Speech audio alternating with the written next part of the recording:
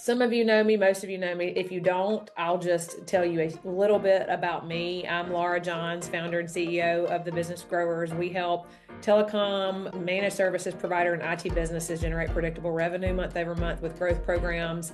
I've served in telecommunications for the last 20 years or so, both on the wireless side, and then I was the chief marketing officer at a managed services provider for 8 years before I started this business.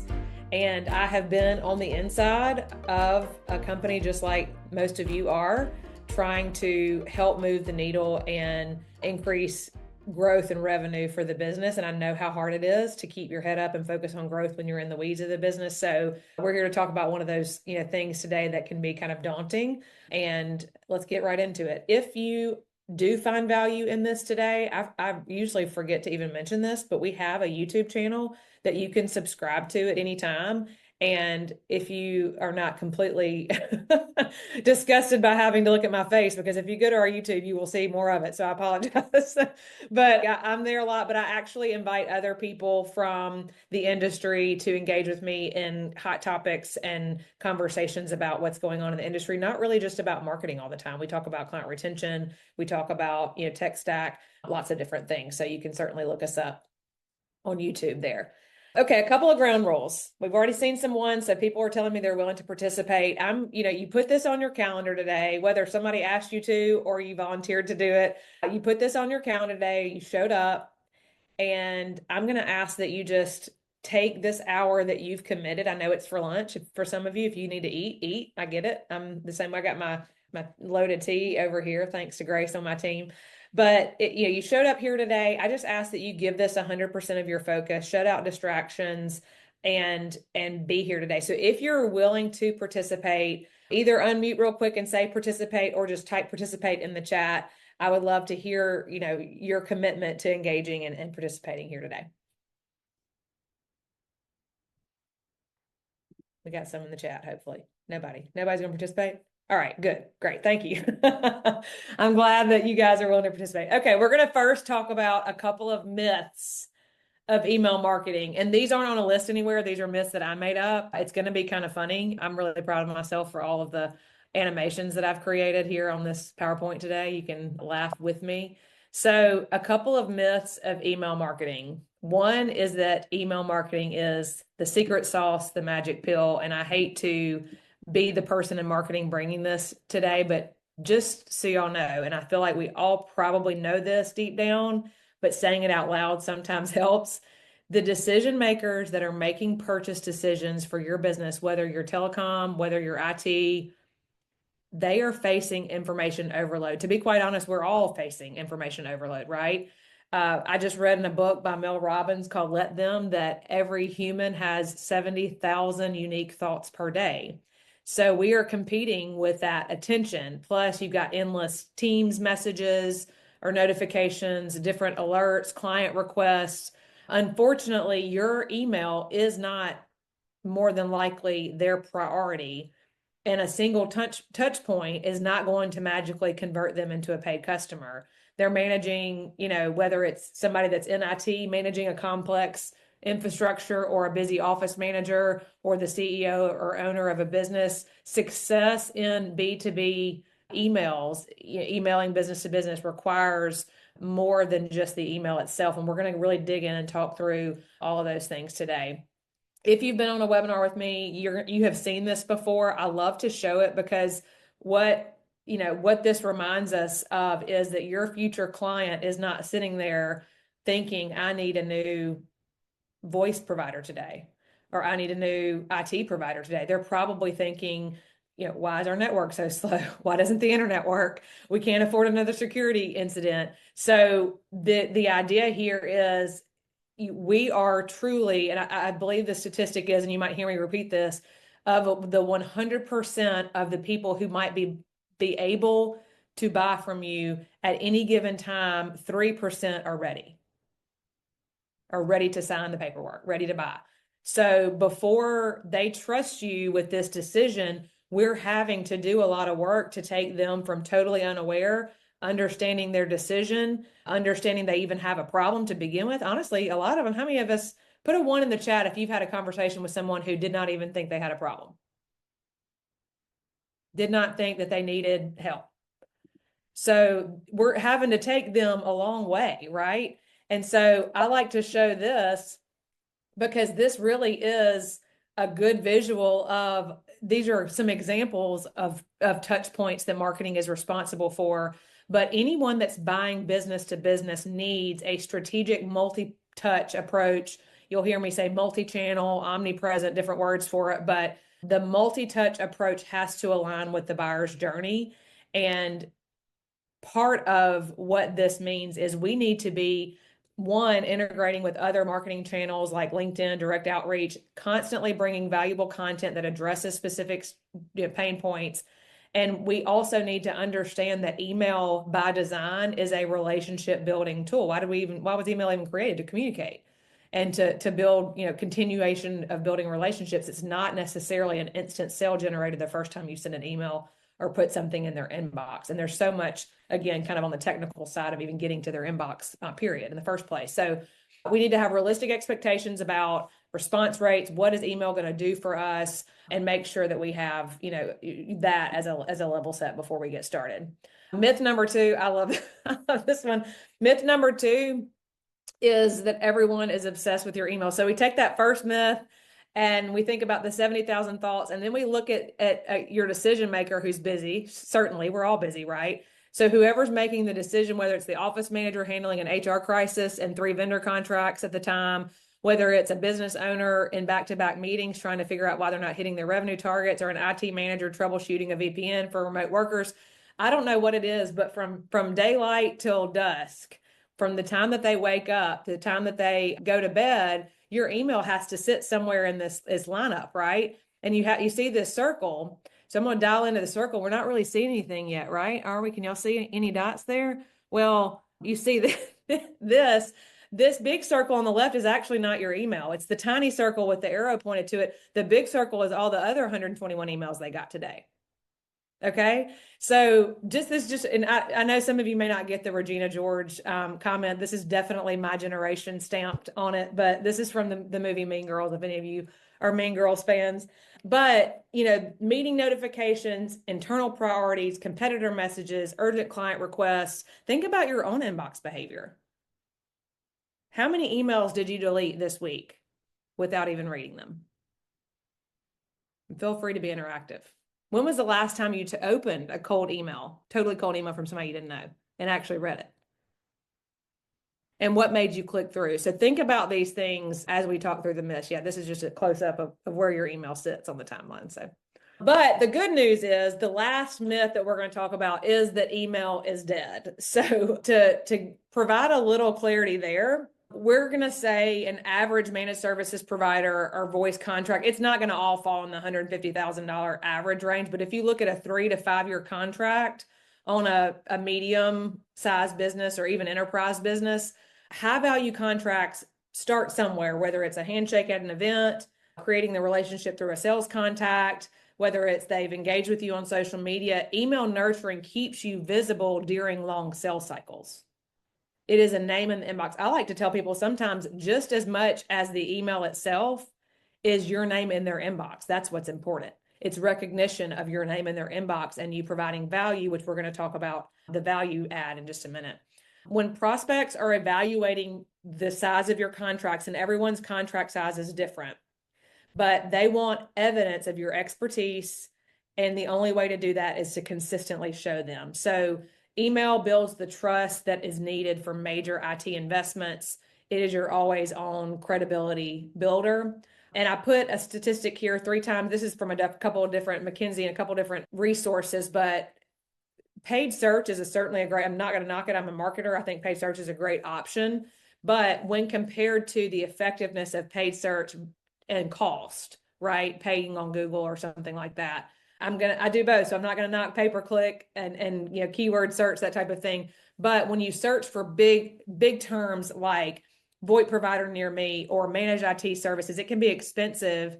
And quite frankly, email can quietly outperform Email leads are often warmer because if you are doing it the right way, they've been seeing your content for a period of time, and you're reaching these decision makers who have actively opted in and are open to hearing from you versus going to try to find them out there and on the internet with an ad. So, and I like to remind folks, email is still, for business to business, it is still a top 3 channel for marketing. It is, again, outpacing and outperforming paid search for lead generation, and kind of on average, this is a HubSpot statistic, but $36 for every $1 spent. Email is not that expensive because a lot of it is just the time to do it. So, and also statistically, just so y'all know, IT leaders check email before social media. We can probably understand that, or other apps. So we really want to make sure that we understand that, even though I've given y'all kind of myth 1 and 2 is a little bit of perspective on what your buyer might be thinking, myth 3 is just that solid reminder that email is not dead.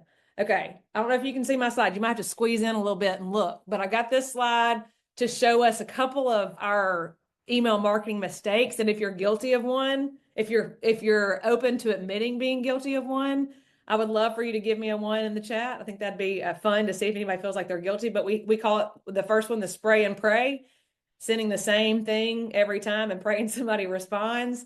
A tech spec overload is another example, which is somebody's just, essentially just somebody saying guilty. I love it. Thank you. Yeah. Tell me if you're guilty. It's okay. We all are. We've all done it, right? I'm sending tech features and tech specs, and the person receiving it probably couldn't care less.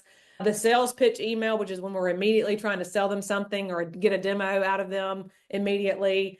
Ghost until we need you. I love this one. We don't email them but 3 times a year, and when we send 3 emails, we feel like they should be ready to buy, right? One size fits all, which is just a real generic headline, wall of text, lay out really, really long, dense paragraphs about how great our technical capabilities are. And this is kind of you can see in the orange, you'll see kind of some alternatives, which we'll walk through in very specific detail. The marketing speak, so we're using, best in class innovative solutions. And then the dead end email, which is just an email that we don't even ask them to do anything with it. We don't even put anything at the end of it. We're just sending the email and again, praying for some sort of response. So yeah, give me a 1 in the chat. I think I've already seen some folks put 1 in the chat if you have experienced or maybe been guilty of any of these. Would love to see it. And it's okay. I have to. So I'll put a 1 in the chat when I'm able to. So just going back to the multi-channel approach we talked about, as a technology provider, you know better than anyone that your prospects are everywhere. So we're going to talk now about how email can kind of serve as what I like to call your hub for all client, connecting the dots between all the content that you're creating. I have a sample and a link for you guys on a webinar that I did specifically about where do I even get the stuff to say? How do I even figure out what I want to say with my email? So we'll talk about that. But I really think the myth 1 and 2 was designed to give us a little bit of a mindset shift into thinking about email as a sales technique. And I always like to say serve over sell. So if we can serve, and I'll talk about some really specific examples of how to do that, but we should be thinking, okay, if email is our marketing hub and we have content that we've created that's not only on our blog, but now we're putting on social media, and then we're also going to have an ad on LinkedIn about it. Email is the way that you get all of this amazing content that you've created. Again, let's go back to this graphic. If you are truly using a multi-channel approach and creating content for your ideal customer, then email is a great way to get it out.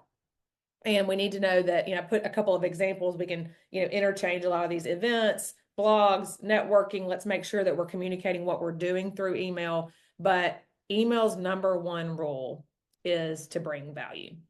We want to bring value, take that sales. We want to, it's very hard for some of us. I'm a business owner, so I understand taking that, closing a deal, getting a booked meeting out of the equation. If you totally shift your mindset to how can I serve my ideal customer with email content and email marketing, that's actually where the new booked meetings come from if you have a serve over sell mentality. So this is a 3x3 email strategy that we're getting to the meat of it right now, guys. Everybody with me? Any questions so far? Open to questions while we're at a stopping point. Okay, if you have a question, put it in the chat. We'll definitely get to it. Okay, we're going to talk about my three by three email strategy. This is a strategy. It is not the end all be all. It is not, if you go look at other webinars on email strategy, people might have different ideas. This is just a good strategy that I feel like is important to use. I just mentioned that I did a whole webinar a few months ago on content marketing and what is content marketing? Well, 70% of the buying cycle or the buying decision research, all of that for our industry. So telecommunications, managed IT, all of this, all of these things, 70% of that is actually done before you even talk to anybody. So before a salesperson from your team connects with someone, that person has likely done about 70% of the buying research.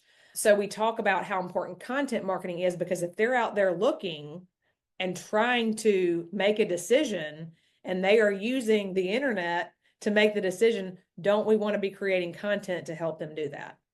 So this particular content development webinar will talk about, okay, where do we get all these content ideas? This is a great resource if you guys want to grab that. Grace is going to put a link in the chat specific to that particular webinar for you guys to grab. All right, let's talk about my three by three email strategy. Again, this is our strategy, but here's the 3 questions we need to answer with our emails, okay? 3 questions. 1 is educational and authority. What can we teach them? Okay, what can we teach them? You're the expert. You know everything there is to know about what you do. They are not experts. I can guarantee you that. So what can we teach them? That's the educational piece. The next one is value-added authority. I'm sorry, value-added resources. Authority was education, the first one. Value-added resources. What would make their life easier? And here's the trick. So if you're a note taker, here's where you take a note. What would make their life easier? And guess what? It doesn't have to be about what you sell. Unpopular opinion, right? We don't have to always talk about IT. We could bring them back. What if we gave them a free org chart template? Because those office managers are probably searching for an org chart template or a handbook or something like that. So we're going to go through all these ideas in just a minute, but what would make their life easier? And then the third part of this strategy is relationship building. How can we connect them? How can we connect them? Not necessarily to us. Maybe it's to other resources, to other people. There's one common thing that I've underlined in all 3 of these questions. Anybody tell me what it is?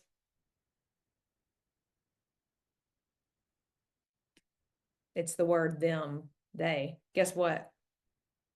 It's not about us. It's about them. It's a mindset shift. Email is not about us. What can we teach them? What would make their life easier? How can we connect them? And if you do this in your email marketing, you will see results. You will see better engagement, more open rates, and eventually booked meetings. So let me share our 3x3 framework. These are those 3 buckets that I just talked about. Okay. That's generating, booked meetings if we're doing it the right way. But again, it's not that first sales email that's going to get the book meeting. When you follow this cadence, you're going to hit these 3 critical layers that your buyer needs. Their need for intelligence, education. Everybody's trying to learn. We're all trying to learn. Their need for tools and their need for connection. So I just kind of laid out those 3 buckets: their need for intelligence, tools, and their need for connection. So you can kind of look at the examples here. And again, we'll send the recording so you can go back and really dig into what these samples are. But these are just on this slide. You'll see a handful of examples that you might use or want to use. If you go back and watch that content blueprint webinar, we will actually, in that webinar, and I wanted to do it today, but there's just not enough time. In that webinar, I actually give you a framework. I think a couple of you were probably on it, but I give you a prompt framework for AI to be able to create exactly what content we need to develop. And this kind of becomes your content strategy, really, but developing these resources. So you can kind of see here the educational and authority building section is giving them information and education, helping them with that. The second, the value added resources or tools, free downloads, here's what you might be missing, check on this, those types of things. And as interactive as you can make it, the better. And then their need for connection is just things like this, things like, talking, whether it's a workshop, a webinar, a monthly meetup. These are things that are time consuming and nobody likes to do them. I actually love to do them, but they are time consuming.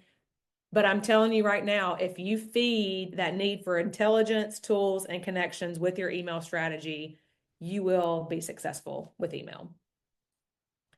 So in this framework, we're going to do a couple of befores and afters. Okay. So you see the before here, we have, generic headline, the email, the preview in the email makes it about us, right? So what's the difference between before and after? Would love for y'all to just take a minute and look and see. This is your authority building type of email. And in the section on the left, if you see the example on the left, this person is making this email totally about them and how great they are. Versus on the right, we're giving them some information, maybe a little some fear-based, but we're still ultimately giving them something to help educate them in the email. Okay. Second example, this is your trust builder. And y'all are going to panic whenever I say this, but I'm telling y'all send all 3 of these in 1 week, 3 times a week. So I may overwhelm you, but and I know a lot of people actually don't like to what they consider bombard their customers. Is my camera on? Thumbs up if my camera's on. It just did a little blip for a second. Okay. A lot of people are scared to send too many emails. I don't know if you have subscribed to my emails. I send a lot.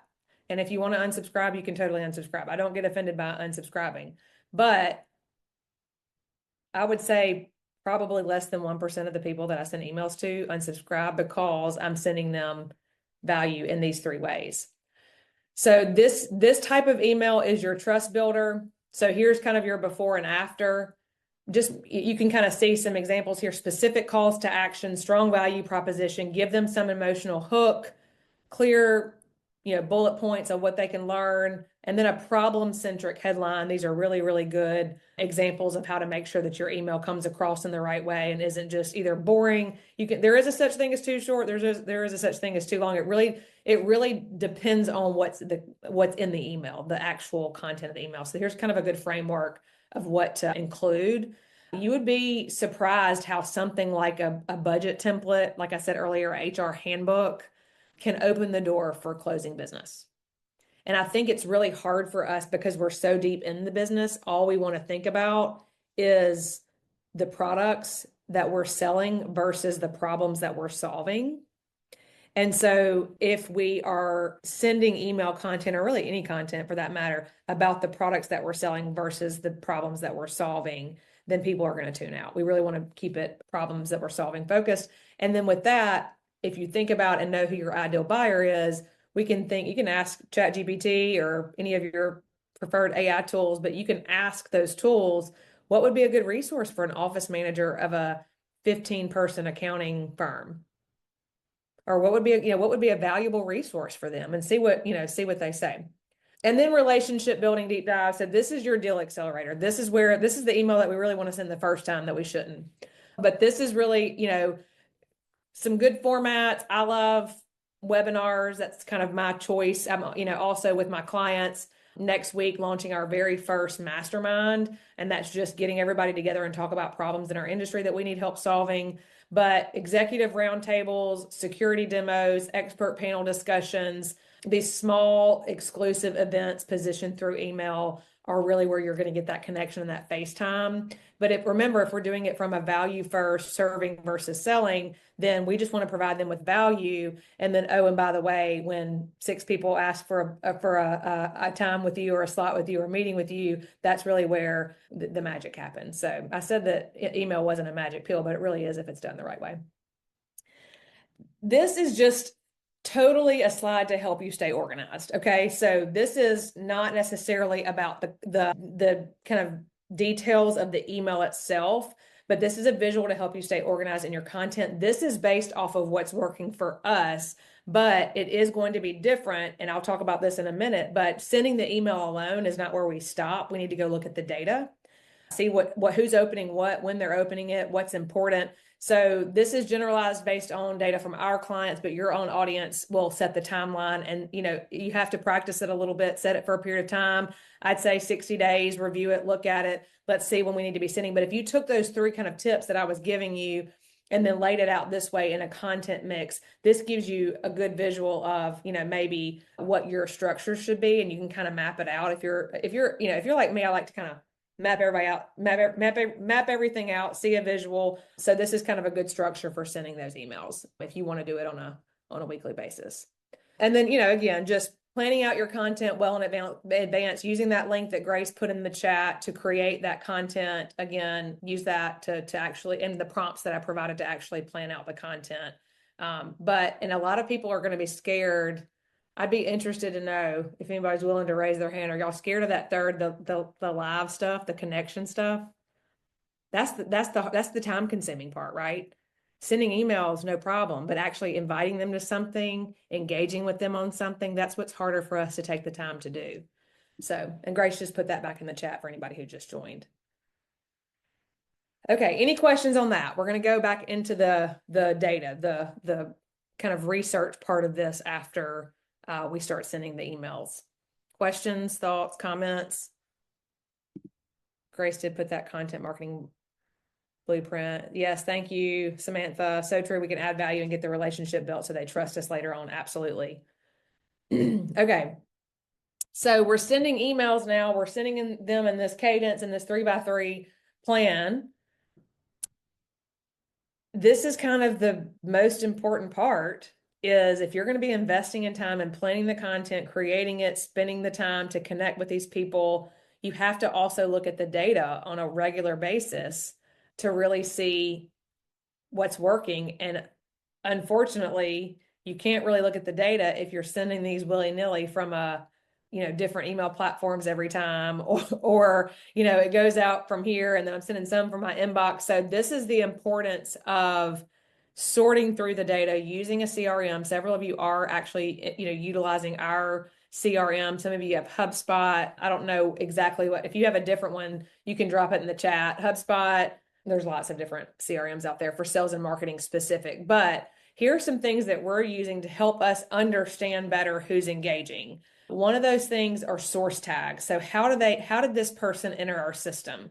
Did we meet them somewhere and put them in there? Did we, purchase an approved list that we were approved to utilize, which is very important, of course.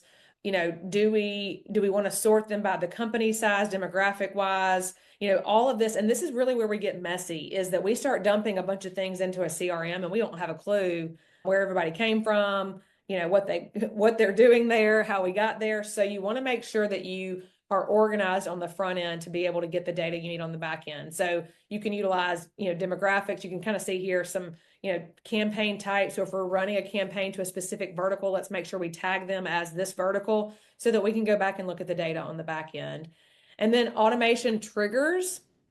We want to make sure that we're looking at things like email opens, form submissions, button clicks, all of those things. And then the next part is, okay, action. What action, with this information that we have, what action can our internal team take? Do we want to add them to another campaign because of what they did here? Do we want to move them down the pipeline if they did this? Do we want to send another email if this happened, or maybe shoot them a text message? So these are kind of 3 big buckets to look at and think about. Now that we have all of these people and we're doing the emails, how are we segmenting the information to make sure that it's usable for us? And it's really, the importance of having a healthy CRM is a big part of that. Here's just a real life example of how this works. Grace is here today. She's on our team. She's the one that makes all this magic happen. But let's just say we're doing a webinar focus for managed services providers, or we're doing a webinar focus for telecommunications, or maybe it's, something totally different. We're making sure that everyone that was invited has a certain tag. If they registered, there's like a level of interest tag. And then based on those tags, we're able to disseminate certain information. We automate sending confirmation emails. We automate adding them to the next webinar to make sure that you get the next webinar. We're creating any follow-up tasks to make sure we're following up with you in case you have any questions.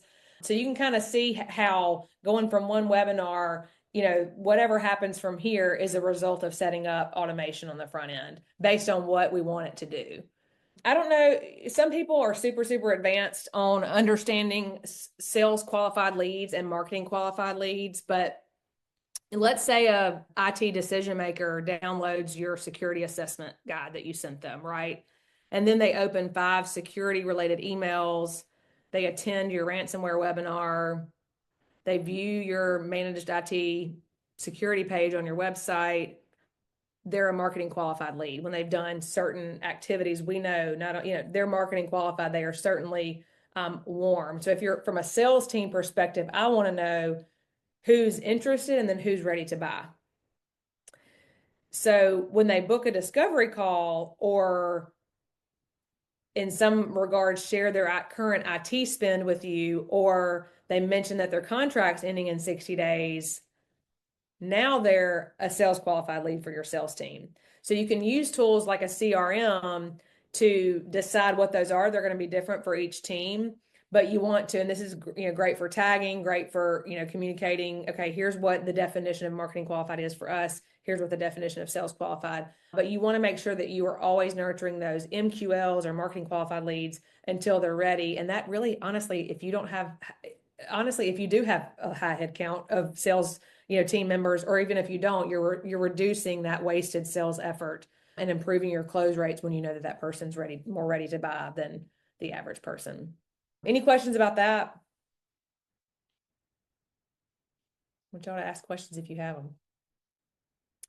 And then lead scoring. This is something that most sophisticated CRMs do.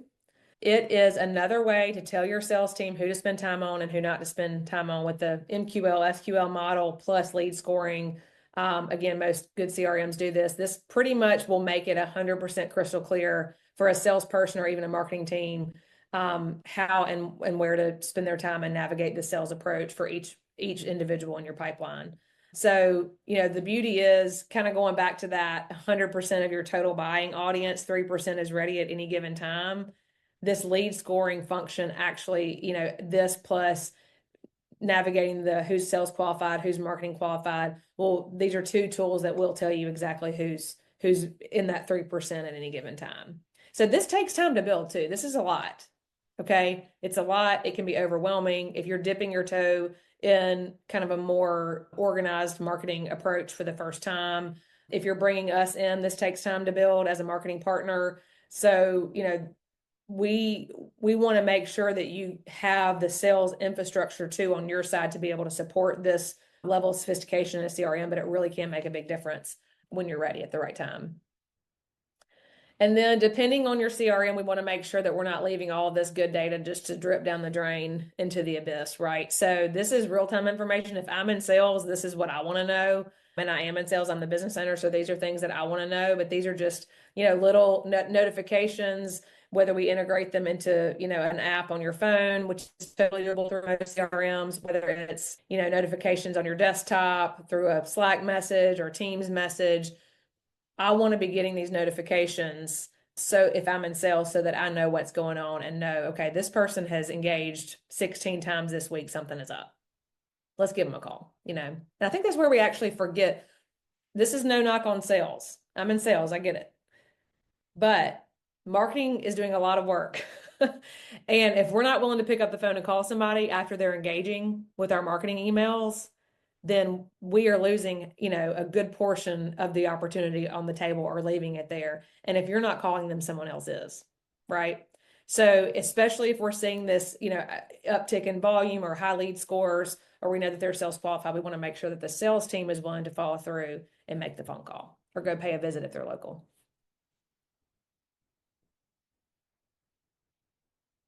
And then this kind of goes back to the automation workflows, like from the webinar, for example. I should have put this slide a couple slides back, but We want to make sure that we're utilizing these triggers so that we know when people are clicking, and then that helps us guide decision points, action steps, and then timeline indicators of how ready they are. This kind of goes back to that SQL that we talked about. But to summarize, what I would say are must-haves to implement: you can't be working in a spreadsheet. We got to get a good CRM in place. Our Skill CRM is great and has all these capabilities. You can start from the bottom and work your way up. A really good content marketing plan, whether it's a marketing team or you don't have the resources for a marketing team and you want to go watch that content marketing webinar I did, and figure out what your content plan is going to be. And then you need that team to execute, whether it's an internal marketing team or you've outsourced your marketing. This is not something, email marketing is pretty sophisticated. And again, when done well, can be a lot of work. And so we don't want to throw somebody into this role and then ask them why email marketing is not working. We've already kind of discovered that it's a process, right? We know that. We have already discovered that this is a mindset shift in the way that we think about marketing. We want to be delivering value. Well, the way that we think about emails, delivering value constantly, and then letting those tools like the lead scoring or triggers or notifications direct us in who we want to spend our most time on. But you do definitely have to have a team or a dedicated resource to be able to execute this. Did anybody learn anything today? Thumbs up if you learned something, maybe.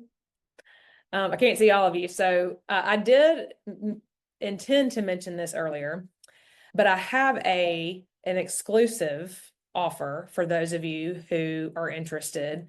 The last webinar I did last month was the first time I introduced this. This is probably going to be the last time I'm going to offer it on a webinar, because this is actually something that we sell. It's about a $500 value, but it is a 360-degree digital marketing audit for MSP owners, telecommunications, IT businesses, where we will actually score you and tell you exactly what areas of your business need the most work when it comes to marketing. I'm happy to offer this to all of you who attended today.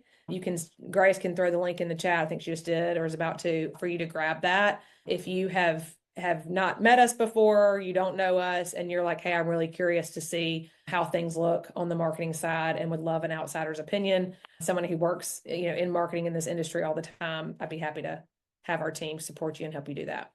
That is all I have today, and I have about 15 minutes left, or maybe a little over 15 minutes left for questions. So would love to hear from any of you here today.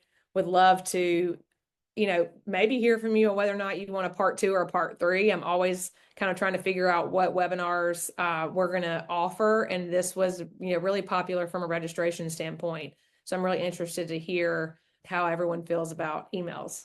We love it, don't we? Any questions?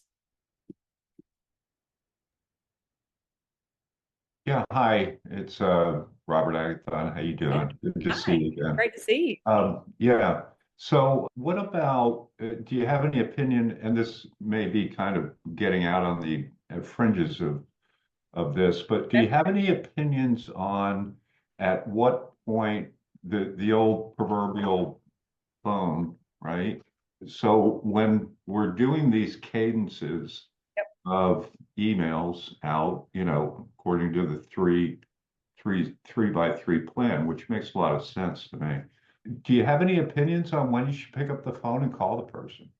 I do. And it depends, one thing, I'm glad you asked this question. It's a great question. Thank you for asking. One thing that I get a lot of questions about too is, what about these cold calling companies that are only doing the cold calling, right?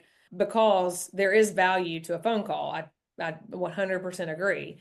It's the gap that we're trying to shorten, because relationship building from a cold call versus relationship building from a cold call where we know that person is sales qualified or marketing qualified. And again, you set those parameters yourself. So that would be kind of an internal decision. What do we, at what point do we feel like this person is ready for a phone call? And you, with the CRM that you're using, because you're utilizing Scale CRM, with the CRM that you're already using, that your team is in, it is possible to set up notifications so that we know after these certain activities, we automatically send a task to ourselves. Yeah, and that's it. That's what you're getting at, because I know that, metrics and measures are an important part of, everything that you've been presenting today. Yeah. And I'm a big believer in measures. So Oh, that's really where I was going. If you had some kind of algorithm's probably the too strong of a word, yeah. too concrete of a word. But System. if it's like, hey, now they're in that zone where they may be more receptive Yeah. to Yeah. a phone call based on these tags and the Yeah. I would feedback that say, you're getting. yeah, I would say design your parameters of what you would consider, hey, they're marketing qualified, which really just means we know their title and we know where they work qualifies. If it depends on what you want. We know that these two or Yeah, three make them qualified to even receive our emails, but then after that, what makes yeah, them warmer and ready for a call? But here's the deal is it really also depends on your internal team and how much capacity you have, because if we send, hey, we've got 400 auto dealers yeah. that we have been authorized to email, we're going to send them a free download, or we're going to send them 3 emails this week with value. Yeah. If I have the capacity, I'm calling to check and see if they got it. Yeah, Yeah. absolutely. To That me, that's a it's a great point. Everybody has to be prioritized, yeah. But yeah, Yeah.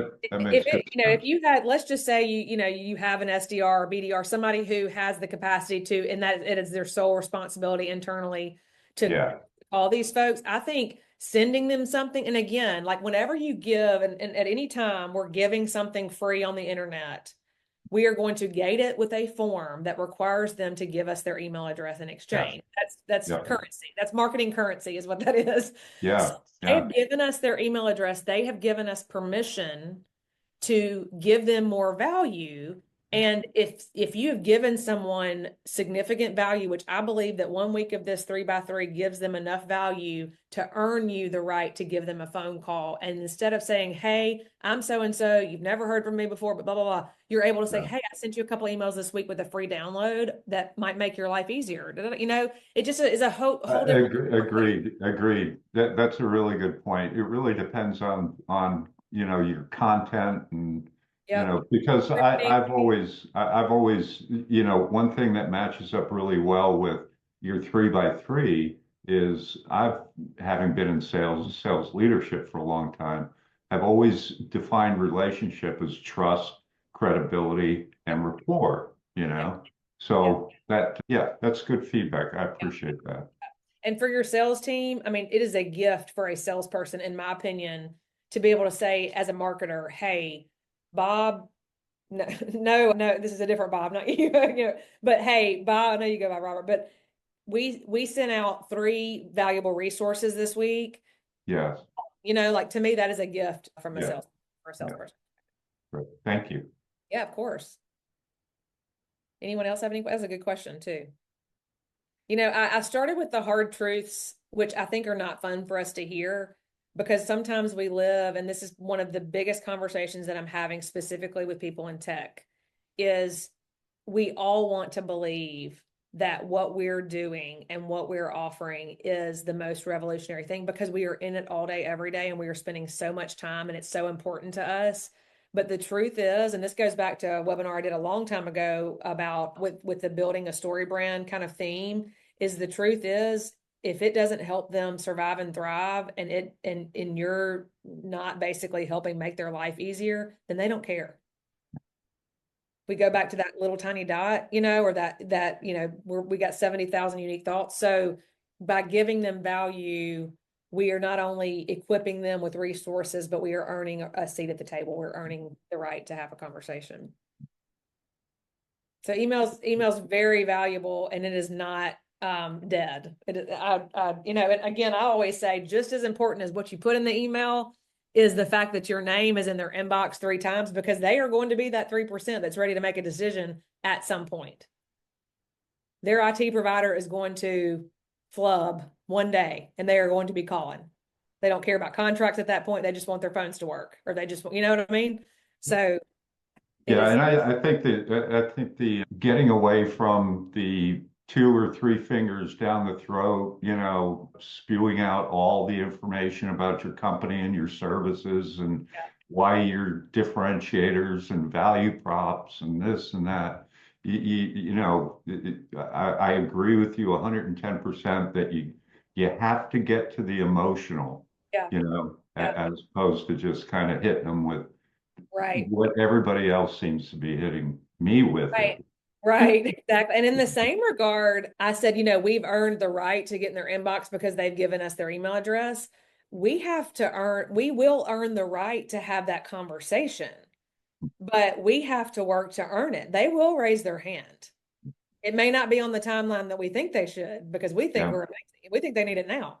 But Well, they will good. raise their hand and they will give us identifiers in the CRM to let us know, hey, their hand is almost up. They're Yeah. raising their hand. And then we have the opportunity to talk about how great we are when they ask. Good. Good. Very good. Yeah. Great.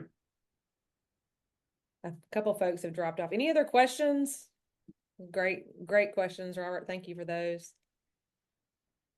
Roxanne, thank you for joining. Britton, thank you. Aaron, Nick, I think I got everybody. Of course, Samantha, Ben, we got lots of folks today, so I won't say everybody because that'll mess up.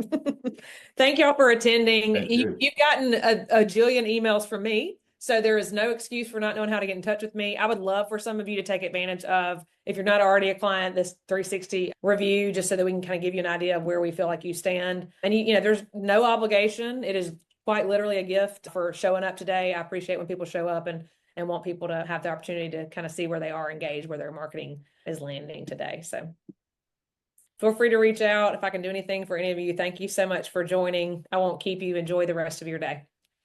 Thanks, Thanks. Have a Laura. great day. Good job.